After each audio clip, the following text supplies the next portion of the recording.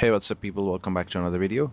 In this quick tutorial I'll show you how to disable your iPhone notifications from your MacBook so that you don't receive any notification on your MacBook. Okay, so let's get started.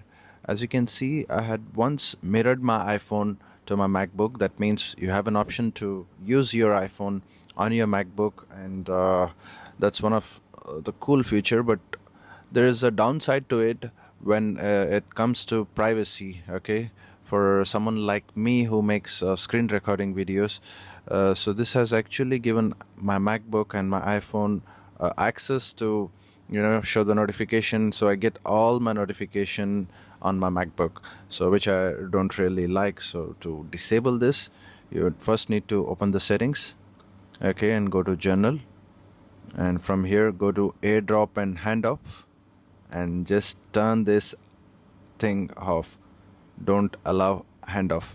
That means this will not take the notification from your other iCloud devices, which is your phone or your iPad, and display it here like this, because this is really concerning that if you're doing some work and you have your personal notifications popping up on the right side of your screen.